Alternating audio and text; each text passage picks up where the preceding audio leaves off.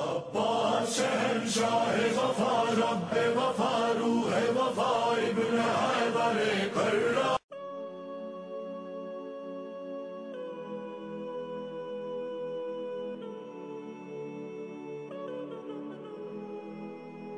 امام جعفر صادق علیہ السلام فرماتے ہیں کہ عرش پر ایک مقام ہے جس کے آگے کوئی نہیں جا سکتا، اس کو سدرۃ المنتہا کہتے ہیں۔ یہاں ایک قوم رہتی ہے جس کو قربی کہتے ہیں، جو اصل میں ہمارے شیعہ ہیں۔